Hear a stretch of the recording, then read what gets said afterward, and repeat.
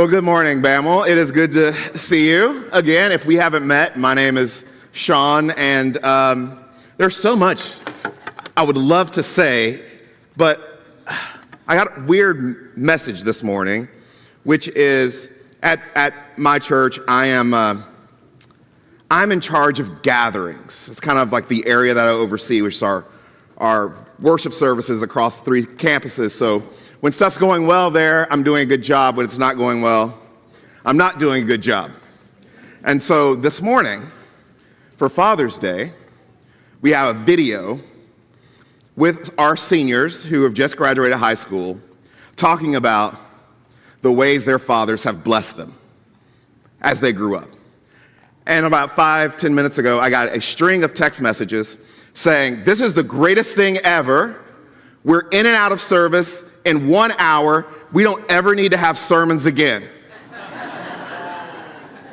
So I don't know if that means I'm doing a bad job or a good job. And I want to thank you all for giving my youngest daughter a lift to Kadesh and back this last week. She had a great time. And I'm always mindful of my days as a youth minister. And I think I spent 20 weeks of my life at ACU camps over the years, and the identity year that your students just came back from was my favorite of all of the times that I did Kadesh through the years.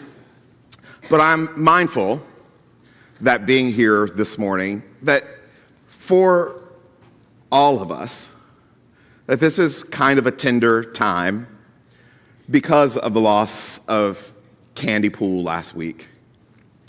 And so stepping into a church that I know, but don't know extraordinarily well, don't know every name of every face.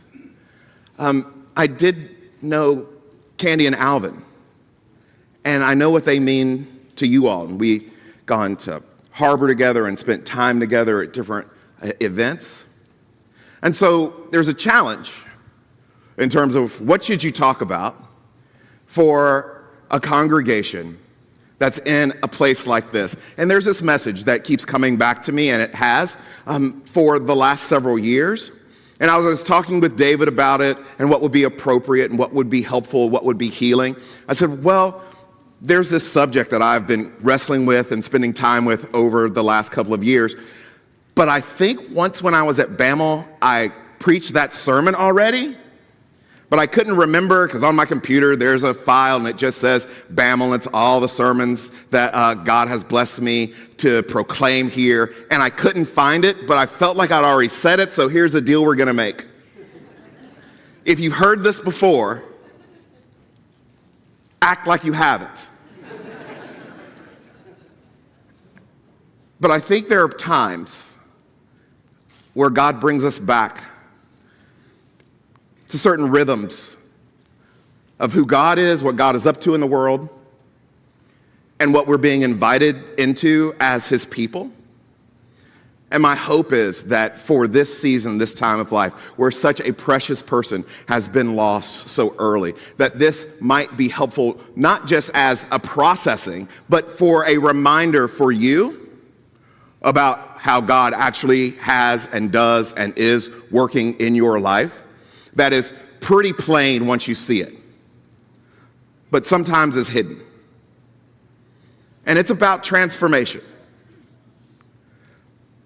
So we're going to spend a little time later in John 12, if you've got your Bibles. But before we talk about that, I want to talk about a movie that I don't like very much, but I did see a couple of years ago called The Age of Adeline. And The Age of Adeline stars Blake Lively, and she stars as Adeline. And Adeline was the first baby born in San Francisco on New Year's Day of 1908. And she grows up there, she gets married, she has a daughter, but she becomes a widow when her husband dies in a construction accident in the building of the Golden Gate Bridge in 1937. And just 10 months later, Adeline is driving through a rainstorm. She drives her car into a ravine, into a lake in Sonoma County, and she dies. But the minute that she dies, something else strange happens. The water that she's submerged in is hit by a lightning strike, and she's revived. She's 29 years old. And Adeline realizes at the next year and the next year that she will always be 29 years old. She never ages. Whatever happened in that water created circumstances where she never gets older. She's 29 forever. I know some of us really like the idea of maybe being 29 forever. That's why we do so much of the stuff that we do. That's why we dye our hair and we work out and we try to wear clothes that are way too young for us to be trying to wear. All of those things to try to stay young, but for Adeline, it becomes a real problem. Because even though she can't age, everybody else does. Her daughter grows up. Everyone she knows moves on and dies and gets older.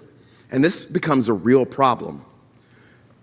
Because Adeline doesn't understand what's going on in her own life, and she really doesn't want anyone else to try to figure out that she can't age, so she spends her life just moving around the world, learning languages and cultures, staying in one place as long as she can stay there, then moving someplace else, because not only is it a hassle when it comes to relationships, the reality is, like, she doesn't understand what's going on. She doesn't want to be studied. Like, we are the people that we are. If we found someone in the world who never aged, we'd want to take them into a laboratory and test their blood and try to figure out everything that's going on. So she just moves and moves and moves all over the world.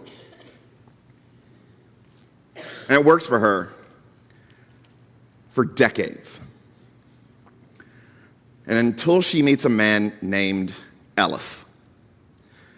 And Ellis enters into the movie, and he is tall and rich and good looking. And when they meet, Adeline tells Ellis that her name is Jenny. And the problem is that Adeline falls in love with Ellis. And Ellis decides that he wants Adeline to meet his parents. And so they set up a weekend at one of these gorgeous places on an island where people have weekend houses and wear slacks on the weekend for no reason. And as Ellis and Adeline walk into the house, at the end of the hallway stands Ellis's dad. And he sees this young woman who his son has told him that her name is Jenny. And he looks at her and says, Adeline. Well, Adeline explains that the woman that he met years ago named Adeline was actually her mother, and that she had died a couple of years ago, and that she was really Jenny. But things keep moving forward, and he puts it together, played by Harrison Ford, that Adeline really is Adeline. And he can't imagine how this woman that he met 40 years ago and fell in love with still looks 29.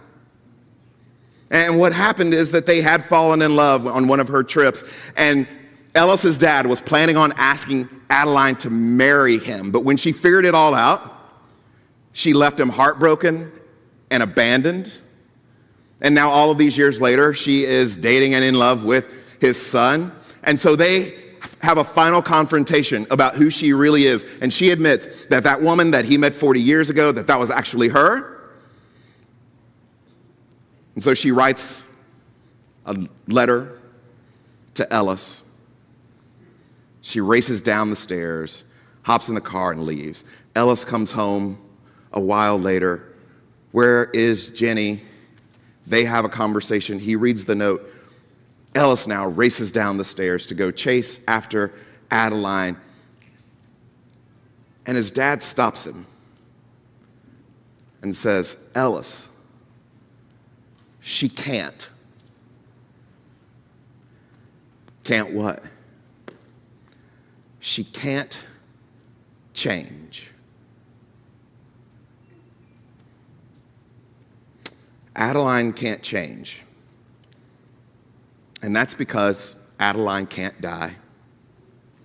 And Adeline can't change means that Adeline can't be loved and can't love. Now that's the whole sermon. But I'm going to keep talking for a while so you feel like you got your money's worth. So I want to spend some time thinking together about how people actually change. Have you ever considered the possibility that it's the ability to die, not just a physical death, but to die to a range of things over the course of your life that creates your ability to change, to grow, to transform? And what if without death and death to certain things and dying, we could just become like an Adeline, unable to know or to be known or to be loved or to love someone? That ability to die is key to our ability to change. So as many of you know, I have two daughters. The oldest will be a senior at the University of Texas this fall. The youngest will be a freshman at Abilene Christian University in just a few weeks. And they make me think about dying all the time. Because not only is today Father's Day, today is my 51st birthday. So I didn't do all that much to give birth to myself. I did send my mom a text this morning saying, "Happy giving birthday." And Rochelle and I are at an age where we hear a lot about dying, both physical dying and death to certain circumstances, dreams in life. It's just all around us. We were watching a movie not long ago, a movie that was really popular when we were kids. And I said, you realize that everybody in this scene is dead. Our moms call us. And you get to an age where the conversation with one of your parents is a report on all of the people, all the adults in your life that you grew up with who are now dead or who are dying. And then there are other deaths. I used to run, and I loved running. I know people who don't run don't understand that until about 4 years ago when I was diagnosed with really bad arthritis in both feet and both hands. So those runs have become walks. And it only gets worse from there. When I lived in Temple, once a month, they would invite me to come speak at an adult daycare. And these were all people who were in geriatric care, and it was like going back to kindergarten. They would sit in little chairs, and they would say the Pledge of Allegiance, and they would do exercises in the little chair. That didn't look too fun to me. And when I spoke to them, I would remind myself that every one of these people were young once. They accomplished something. They had their own dreams and hopes for life, and many of them met them. They fell in love. They had their struggles. And now they are literally playing patty cake on a Tuesday morning. Life is a series of deaths, big ones and small ones. One of my favorite theologians says that life is a series of surrenders. That as you live, you surrender one thing and then another thing and then another thing. And think about it this way. Have you ever loved someone? Like you've fallen in love, maybe you've recently gotten married, or you look at your spouse and you've been married a long time. How many surrenders are in that conversation? Because when you get married to somebody, you surrender the ability to just to be wherever you want to be, whenever you want to be there, to spend whatever you want to spend, to do whatever you want to do. Someone else has to be considered, or having children. that all of the surrenders that come with having children, all of the sacrifices. I have 2 daughters. I surrender a lot, mostly money.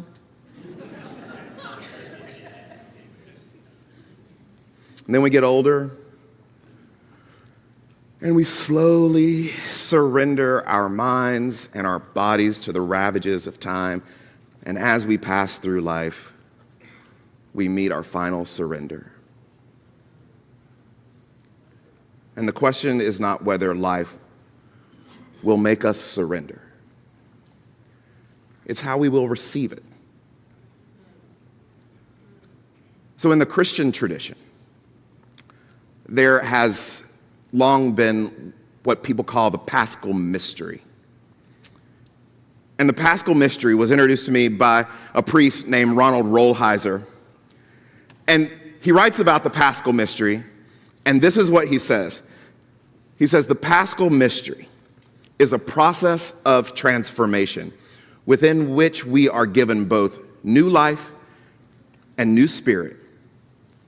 It begins with suffering and death, moves on to the reception of new life, spends time there grieving the old and adjusting to the new, and finally, only after the old life has been truly let go of, is new spirit given for the life we are already living. And so, what the Paschal Mystery says is that there is a pattern for your life. And no matter who you are or where you are somewhere in that pattern right now, today. And because most of us here didn't grow up in a religious tradition that paid any attention to the Christian calendar or the liturgical calendar, I know that language sounds really strange to you. But maybe you can think about it this way. The Paschal Mystery starts with Good Friday. And Good Friday is the loss of life. A real death. And you know exactly what that feels like, both in terms of mortality and in terms of a dream, because you look around your life right now and there are so many things. If you only have to live long enough to be able to name all of the dreams and hopes and desires that you had one day in your life that just didn't happen. And some you laid down willingly and some were taken from you, and maybe it was a relationship. Maybe you thought that you were going to be the next great basketball player, and you just had to deal with the fact that you were 5'8". All of us experience deaths. And then that death moves into a season of Easter Sunday, which is the reception of new life. That old thing had to pass away in order for something new to be done, to create space for it. And then what happens after Easter, just in the Christian calendar and in your life, is what's called the 40 days. And those 40 days that Jesus is risen right after Easter, it's a time for readjustment to the new and for grieving the old. That this thing that has passed away, it was real and meaningful. If it matters, to let it matter, to not be ashamed of your grieving, of the hurt, to grieve it openly and well. And that gives way to ascension, just as Jesus ascended to the Father, letting go of the old and letting it bless you, or the refusal to cling. There's this moment when Jesus comes out of the tomb and he says this odd thing to Mary, who's there with her. He says, "Don't cling to me." Well, that seems like it would be the right thing to do. If you're in the presence of Jesus, if you want Jesus, if you worship Jesus, to cling to Jesus. But Jesus is also trying to direct us to this idea that something new is coming, something that you can't expect, you didn't expect. Don't cling. And then Pentecost. And if you follow the Christian calendar, some of you will know that last Sunday was Pentecost Sunday. And that's the reception of a new spirit for a new life. And here's the thing about the new life. Like when you have gone through this process and you have grieved the old, It's the new life that you're already living. And that's the time to receive this season of life. And you are somewhere right now in this mystery. And it could be, very well could be, that in different parts of your life, you're in different places. That at home it feels like this, but at work, in your career, it feels otherwise. In your relationships, there's a different season that you're in. But we're all somewhere on the journey. And I remember several years ago when our oldest daughter, Malia, was getting ready to go off to college. And for Rochelle and I, that was a really hard year. And for some good reasons. 3 months before Rochelle and I got married, back in the dark ages of the last century, the doctor told her, "You will never be able to have children." And so we did all of the things that people do who want children but can't have children. And because of the way that our lives unfolded, places where we were called to minister and people that we knew, it was always just the four of us. Rochelle's an only child. I grew up with just one brother. We were in one part of the country. Everybody else is in different parts of the country. So forever, it was just the four of us. And now life was changing in a way that was significant, and we didn't necessarily understand, though we wanted. And so we worried about how she would do. We worried about how we would do. And that old way of living together was dying to us. And so she went off to school that August. And she came home pretty regularly, but I have this clear memory of being in Austin one January. I was speaking at an event on a Saturday night. And I said, "Well, I would love to see you when I'm in Austin, and your parents always want to see you." And she said, "Well, I'm doing this all day, and then we're going to go do this, and I'm with this club and that club, but I can come there at night." And I said, "Well, that's kind of when I'm going to be busy, but I'd still rather see you, and then maybe at the end we can go out to eat." And so we're there, and there's this room full of people. And I see her walk through the back door. And for this blessed child that we never thought that we would have, who we raised, to walk through, and she looked so adult and so grown up. And just knowing the things that she had navigated just that day as a real person in the real world. Because, you know, when you finally reach adulthood, you spend the first half of adulthood still kind of looking around for an adultier adult to do things, to take care of things. And that's when I realized, this is the new life. This is a better life than the life that we grieved. Surrendering well is the process of dying, grieving, letting go, and embracing something new.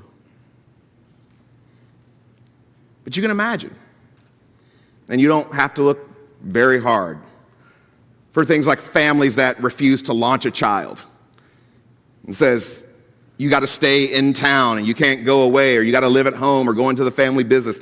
Imagine there's a family that's, I'm only going to pay for you to go to school if you go to this one that I choose. In the language of the Paschal Mystery, they are clinging. And all areas of life do this.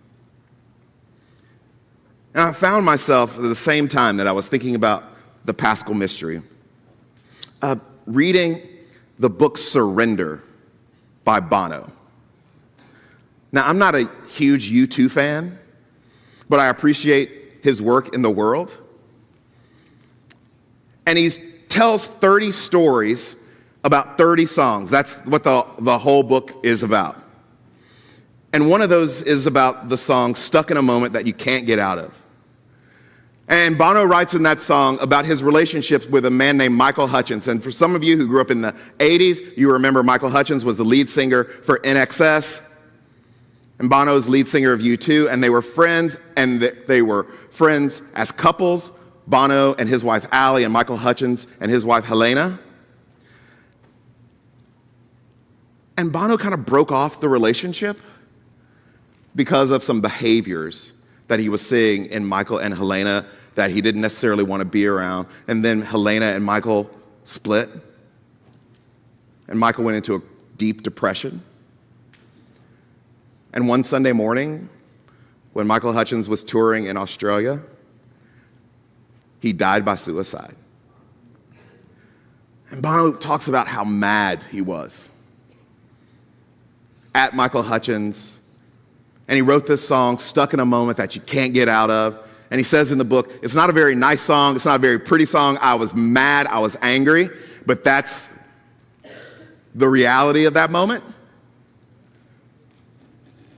It's become one of my favorite songs, and this is part of what he says. He says, you've got to get yourself together. You got stuck in a moment, and now you can't get out of it. Don't say that later will be better. Now you're stuck in a moment, and you can't get out of it. And Bono is warning us of the same thing that the Paschal Mystery is teaching us. Unless we learn to step into the rhythms of surrender, we will get stuck. Stuck as parents, stuck as children, stuck as Christians. Get stuck. But we want to cling. We want to cling to old habits and old dreams. We want to cling to the old ways we used to do things. And even when we know, when we look around and the old way of doing it isn't doing it anymore, we still want to cling. Now, my family and Bono are just snapshots. That your choice is to surrender or to cling, to get stuck. And so finally, we're at John 12. In John 12, we are given a succession of 4 stories in the life of Jesus. And they reflect all of the ups and downs of life. And you flip through John 12, the first story that you get to is Mary anointing Jesus' feet. This is an incredible story because what Mary is doing is she is demonstrating what we all profess, that Jesus is King. He is the anointed one who has come from God, that he is the one that we should worship, that we should bow down to, that he is the King and the only King. That's a real uptime for Jesus and the apostles. But immediately after that story, the second story in the same chapter is the plot to kill Lazarus. And if you've been around the scriptures for a while, you know who Lazarus is and his meaning to Jesus and to the apostles, his sisters. And now people are trying to kill him. That's a real down time for Jesus. And the third story is Jesus' triumphal entry into Jerusalem. And again, you have people who are proclaiming that Jesus is Lord, that he is the one that they have anticipated, expected. He is the Messiah who has come. And then in verse 20, we get this story. Among the crowds traveling to Jerusalem were Greeks seeking to follow God and worship at the great feast. Some of them came to Philip with an important question. They say, "Sir, we are hoping to meet Jesus." Philip, a disciple from the Galilean village of Bethsaida, told Andrew that the Greeks wanted to see Jesus. Together, Andrew and Philip approached Jesus to inform him about this request. And Jesus tells him, "The time has come for the Son of Man to be glorified. I tell you the truth, unless a grain of wheat is planted in the ground and dies, it remains a solitary seed. But when it is planted, it produces in death a great harvest. The one who loves this life will lose it, and the one who despises it in this world will have life forevermore. Anyone who serves me must follow my path. Anyone who serves me will want to be where I am, and he will be honored by the Father. My spirit is low and unsettled. How can I ask the Father to save me from this hour? This hour is the purpose for which I have come into the world. But what I can say is this: Father, glorify your name. What Jesus is teaching his disciples is that people, churches, families, organizations, to grow, develop, deepen, to be meaningful, to have anything worth doing in the world, must surrender. Unless a seed falls to the ground and dies. Now, I know no one who likes pretty much most of their life, who wants the things that they like in their life to die.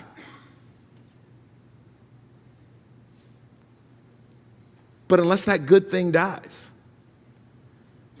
it won't produce much fruit.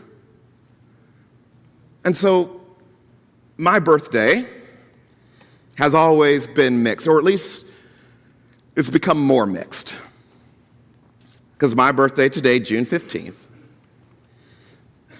but my brother's birthday is June 18th. And it was always mixed when we were kids because my dad's real cheap and he wanted to do combined birthday parties.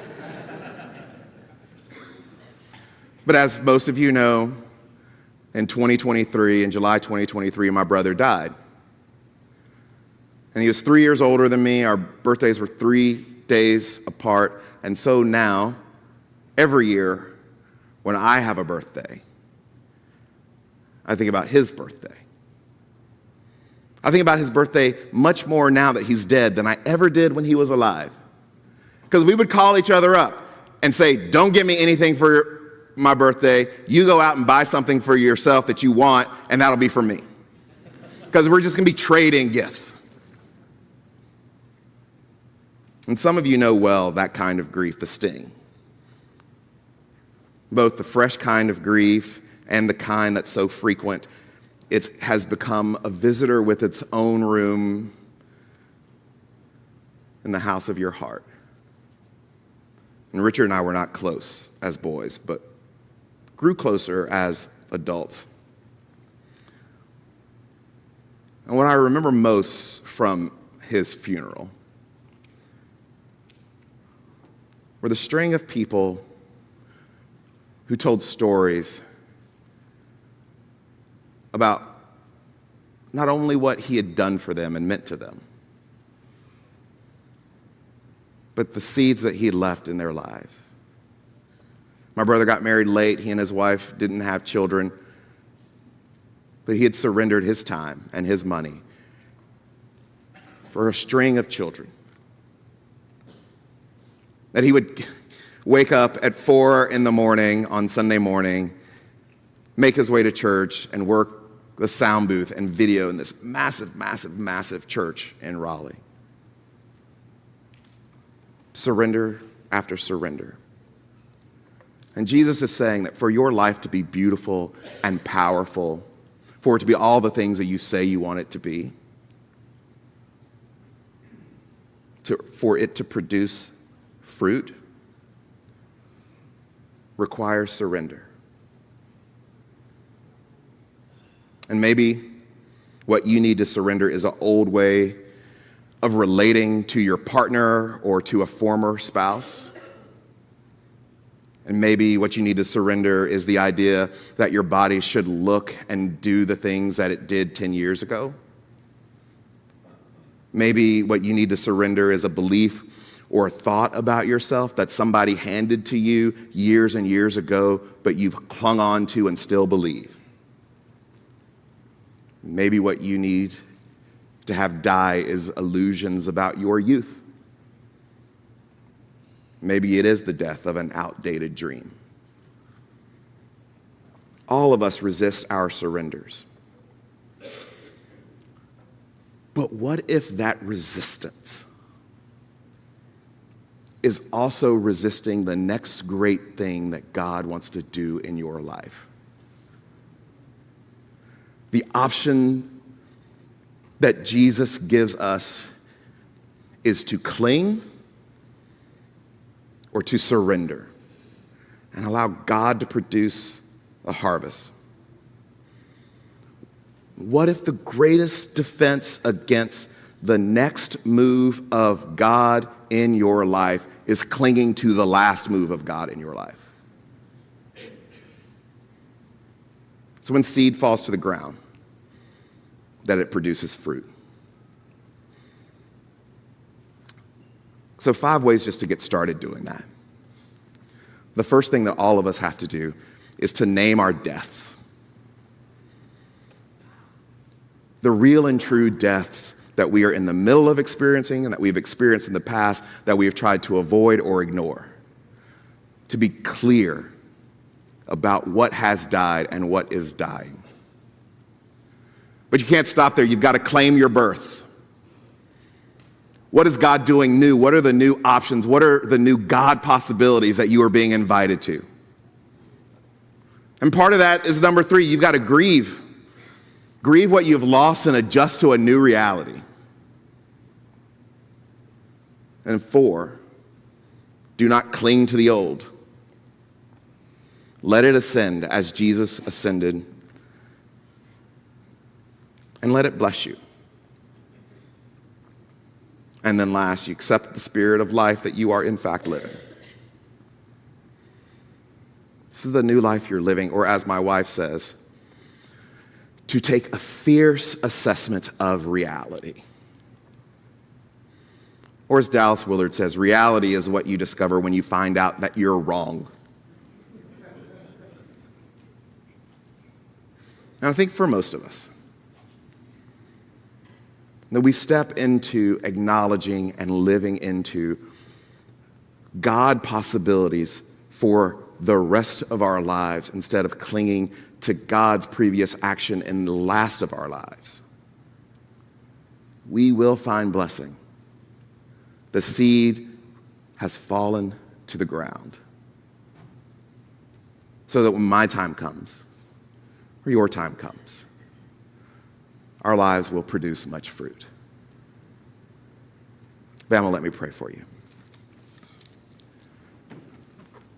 God, give us the courage to step into the realities that you have created for us. And trust that in all of our surrenders that you are bringing us to something more beautiful and hopeful, even through the pain of it. And that, Lord, that we acknowledge and exist in the pain when we have it, that we allow it to be, because we know that that is the space and the place where you will meet us. And so we ask for your strength and your courage to be your people, trusting that in your hand is the safest place in the universe to be. And we ask it in Jesus' name. Amen.